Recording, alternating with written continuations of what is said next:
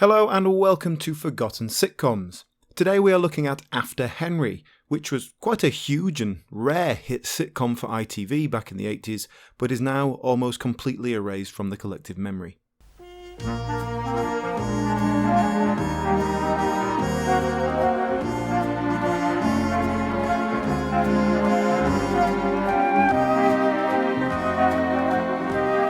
After Henry actually started out life as a BBC sitcom on Radio 4. This has been a breeding ground for many a TV success, though perhaps more in the realm of sketch comedy than sitcom. However, the BBC weren't interested in a transfer to television, and listening to the show, it's pretty clear to see why. For a start, this wasn't recorded in front of an audience, and they haven't even put a fake laugh track on it, so there's just no energy in the room whatsoever. It's also not funny. And I don't mean that the jokes don't work, there just aren't any jokes.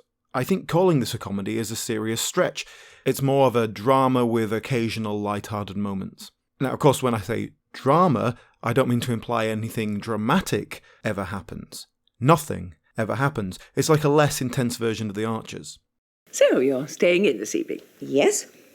Ernest Moore's coming round to my flat for a spot of supper later. So you said. You'd be welcome to drop in. You needn't worry that you'd be interrupting anything. It never occurred to me that I would be. And what, may I ask, do you mean by that? Nothing. No, I mean, I didn't, absolutely nothing. Good.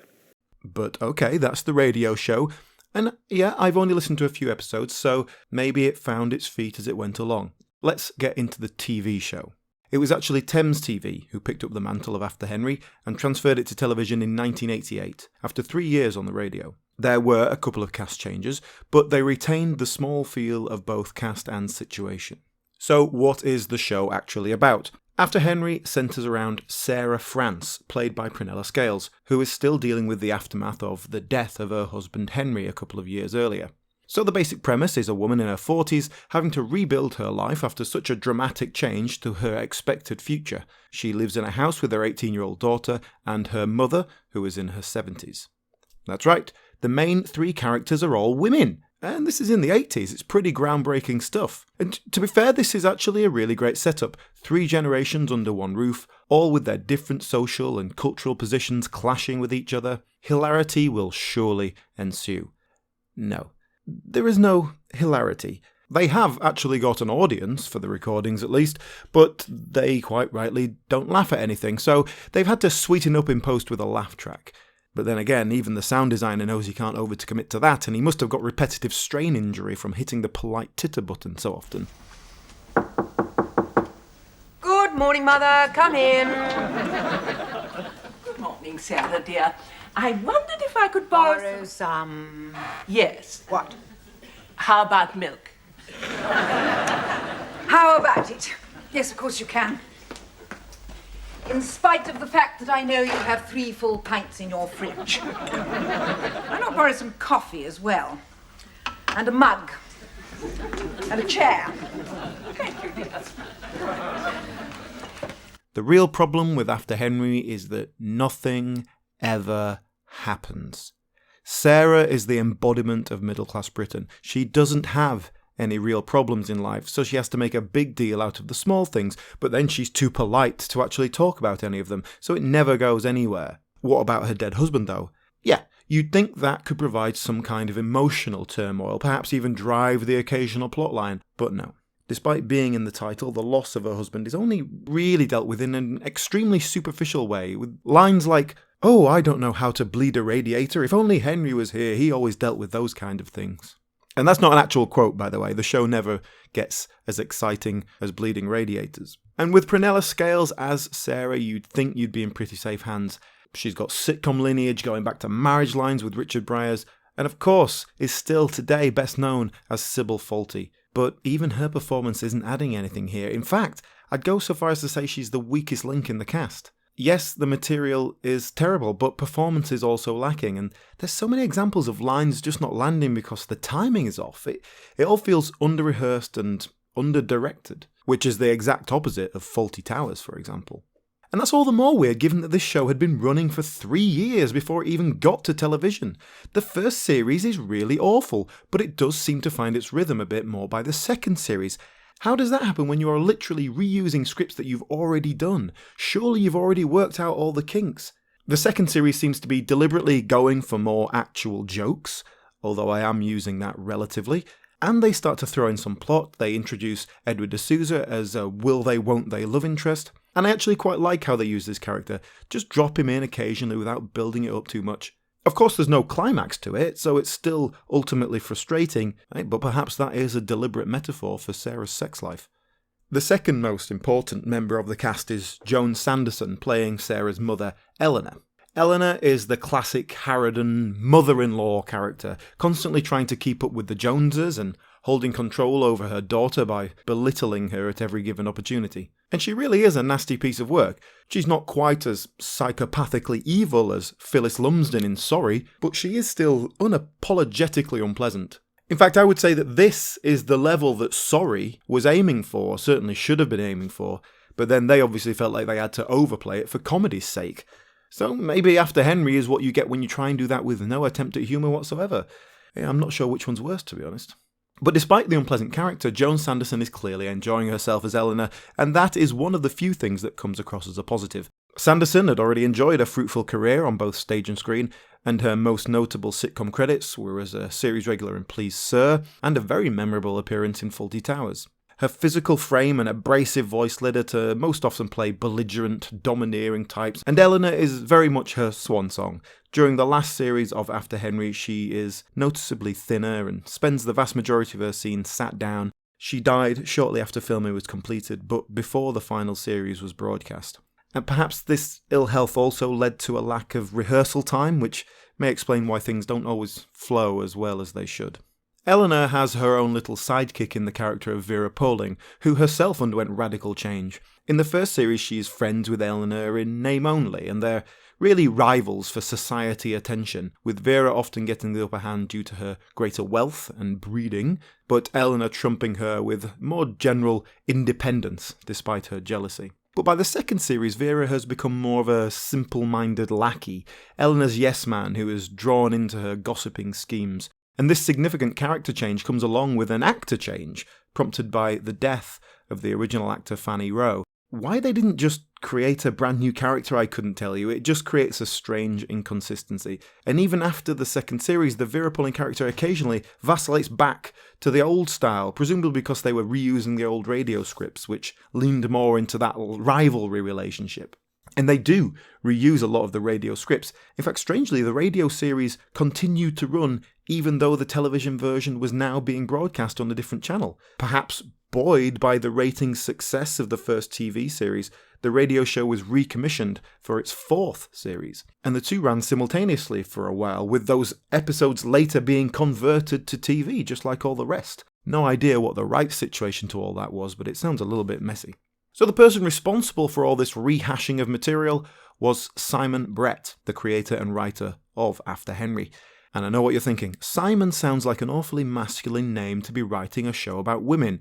Well, yes, he is a man, and perhaps that is one of the reasons why these characters don't feel like they're coming from a place of truth, or ever really tackle the sort of problems faced by a modern 80s woman.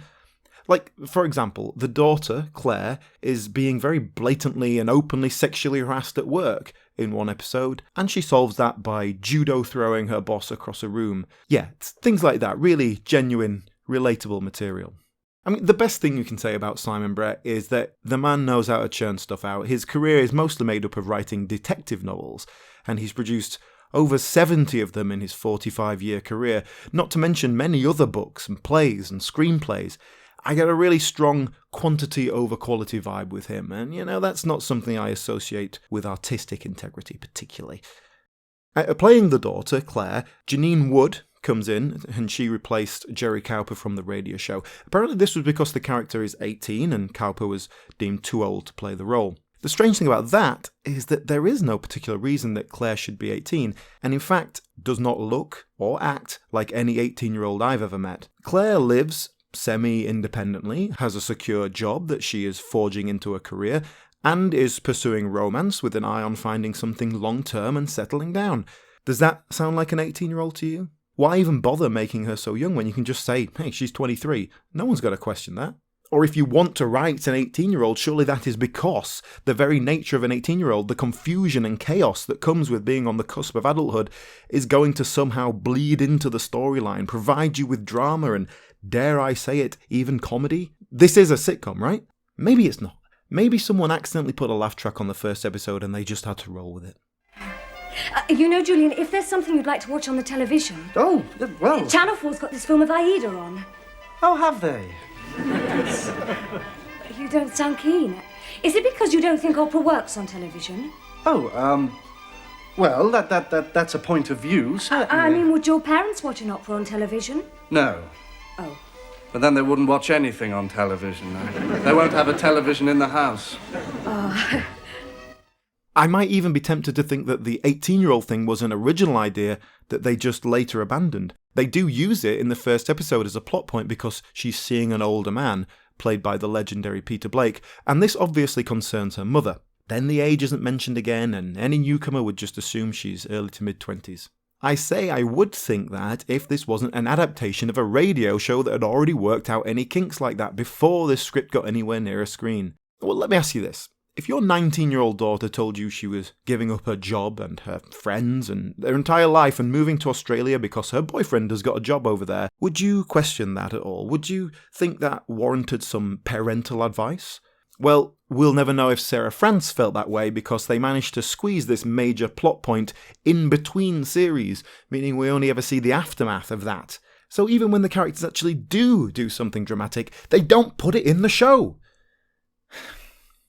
Anyway, Janine Wood is perfectly adequate as Claire and has gone on to have a perfectly adequate career since then in a range of TV roles. I did recently spot her making a brief appearance in The Inbetweeners, which is a far more realistic portrayal of teenagers played by people in their 20s. One more regular character that we need to address is Russell, who's played by Jonathan Newth in another cast change from the radio series. Russell is definitely one of the most likeable people in the show, but he has the privilege of being outside of the realm of conflict, if I may overstate the dramatic tension, as he is here to provide a confidant for Sarah. Russell is the proprietor of Bygone Books, an old-fashioned bookstore that is already anachronistic even in the 80s. He is technically Sarah's boss, but they are clearly very close friends, and he is often her shoulder to cry on. He doesn't really get much in the way of his own plot lines, but often plays a fundamental part in getting Sarah out of scrapes. Russell is also gay, and has a long-term, but unseen partner called Bob. Now, fair play, that was a pretty big deal to put in a show in the 80s. And to my more modern eyes, the whole thing seems a little coquettish now. The actual G word isn't uttered until well into the second series, and the only time it actually gets confronted head-on is when Russell helps Sarah throw a dinner party and one of the guests makes repeated homophobic remarks. But even this doesn't really lead to anything apart from Russell is annoyed and everyone agrees that the man is quite unpleasant. I mean, at least spray him in the face with one of those seltzer spray things that were everywhere in the 70s. I'd like to celebrate the show for just having a gay character and not making a big deal out of it. In the 80s, that was a good thing to do, but it just feels like one more thing that could have been used to actually write a compelling script that is not taken advantage of, just like everything else.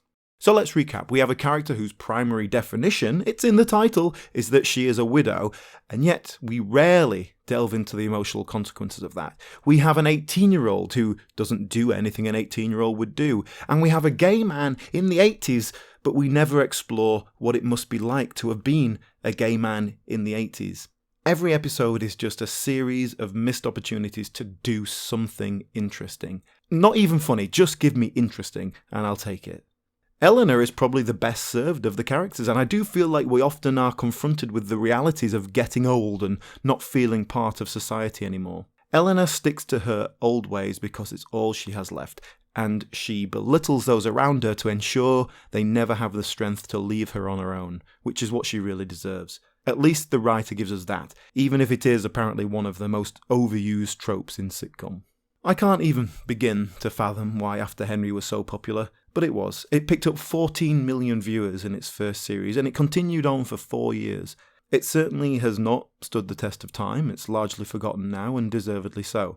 Maybe that's because the audience for this doesn't exist anymore. The middle class. It's for people whose biggest problem in life is which teacups to use when the vicar comes round. It's for people whose biggest social pressure is how well their jam is going to go down at the WI coffee morning.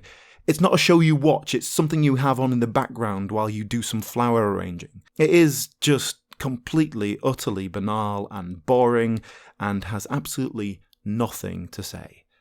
But if you are interested, it is available on DVD from Network, so go and check that out if you feel the need. I wouldn't recommend it, but I would recommend that you go through the rest of our channel and find out about some more Forgotten Sitcoms, and maybe even check out the podcast as well, as we do deep dives into the history of British sitcoms.